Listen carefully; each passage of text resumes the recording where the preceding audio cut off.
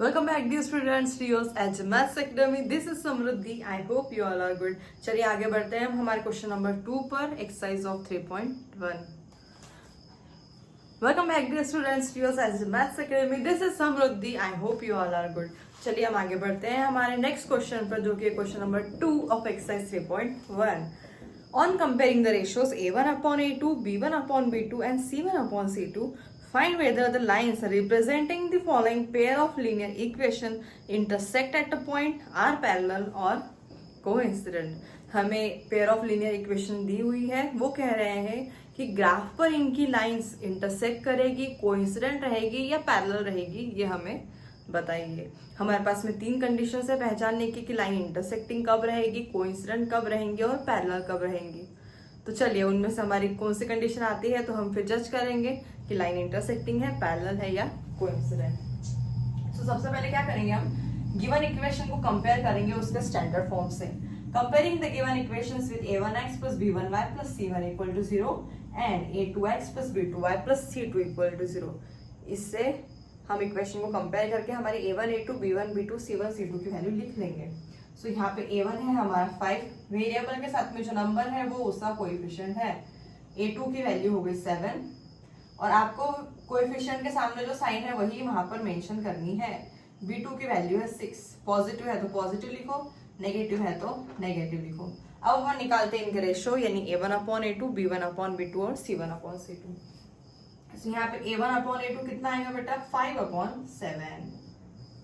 b1 upon b2 कितना आएगा यहाँ पे -4 अपॉन 6. इसको फर्दर अपन ने और रिड्यूस किया तो हो जाएगा -2 अपॉन 3. यहाँ पे c1 अपॉन c2 कितना आएगा 8 अपॉन -9 या इसे हम बोलेंगे -8 अपॉन 9. अब मुझे ये तीनों भी रेशियोज को देखकर क्या समझ में आ रहा है कि मेरा जो a1 अपॉन a2 है इज नॉट इक्वल्स टू क्या है b1 अपॉन b2. तो फिर मुझे जो ग्राफ पर लाइंस मिलेंगी वो मेरी कैसी रहेंगी, इंटरसेक्टिंग. जब आपका a1 upon a2 not equals to होता है b1 अपॉन b2 के, तो आपकी लाइंस कैसी होती है, इंटरसेक्टिंग. देयरफॉर द लाइंस, कैसा पूछा उन्होंने अपने को, the lines representing, therefore the line representing the given pair of linear equation, the given pair of linear equations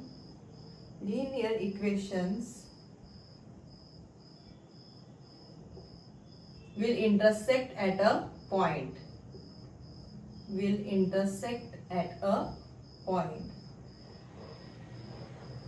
Okay, या आपको और इतना बड़ा नहीं लिखना है तो आप डायरेक्ट भी लिख सकते कि the lines are intersecting. Okay, चलिए नेक्स्ट देखते हैं. सो नेक्स्ट इक्वेशन है यहाँ पे हमारे 9x plus 3y plus 12 equal to 0 and 18x plus 6y plus 24 equal to 0. इन्हें हमने कंपेयर कर लिए हमारे स्टैंडर्ड फॉर्म से a1x plus b1y plus c1 equal to 0, a2x plus b2y plus c2 equal to 0. Compare करने के बाद में हमारे पास वैल्यूज आ गई. a1 की वैल्यू है आपकी 9, a2 की वैल्यू है आपकी 18, b1 की वैल्यू है आपकी 3, b2 की वैल्यू है यहाँ पे आपकी 6 एंड c1 की वैल्यू है आपकी 12 और c2 की वैल्यू कितनी है बेटा आपकी 24.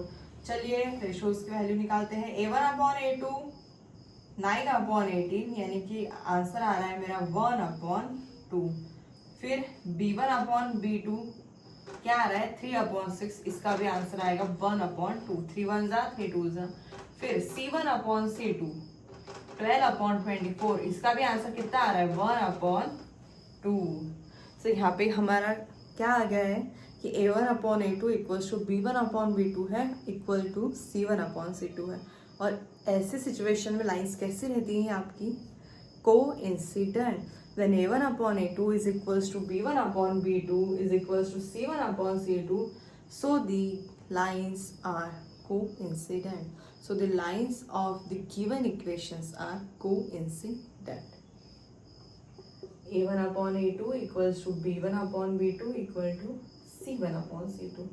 Therefore, the lines of given pair of linear equations will coincident. यानी कि वो एक के ऊपर से एक जाएगी, को इंसिडेंट।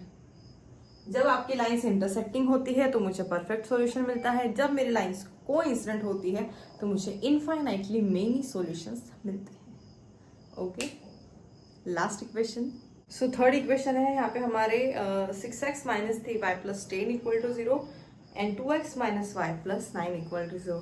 कंपेयर करने के बाद में हमें वैल्यूज यहाँ मिल गई, a1 की 6, a2 की 2, b1 की -3, b2 की -1। वेरिएबल के सामने कोई नंबर नहीं है, मतलब क्या है, 1। और c1 की वैल्यू 10 और c2 की वैल्यू 9। चलिए वैल्यूज निकालते हैं। a1 upon a2 6 upon 2, value कितनी आ गई बेटा, 3। फिर b1 upon b2 -3 upon -1, minus minus cancel, value क्या आ गई, 3। देन c1 अपॉन c2 क्या होगा, 10 अपॉन 9। 10 अपॉन 9 तो फर्दर रिड्यूस होगा नहीं, तो यहाँ मुझे क्या दिख रहा है कि मेरा a1 upon a2 is equal to है b1 अपॉन b2 के, बट नॉट इक्वल टू है c1 अपॉन c2 के। तो ऐसे टाइम आपकी लाइंस कैसी रहेंगी, पैरेलल लाइंस। जो ये दो गिवन इक्वेशन दिए थे आपको, इनकी जो आपको लाइंस ऑब्टेन होंगी ग्राफ पर, वो कैसी आएगी, parallel. So here a1 upon a2 is equals to b1 upon b2 but not equals to c1 upon c2. Therefore, the lines of the given pair of linear equations will be parallel or are parallel. Grammatically लिख लेना बराबर, क्या आएंगे, parallel.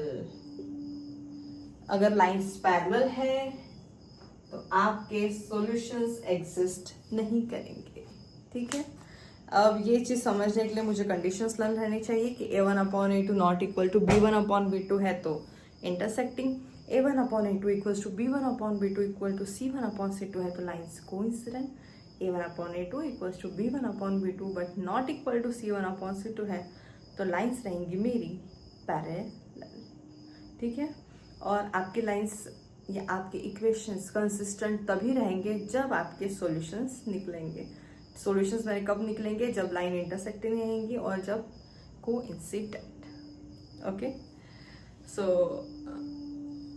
I hope you guys understand this. See you in the next video. Until then, bye bye and take care.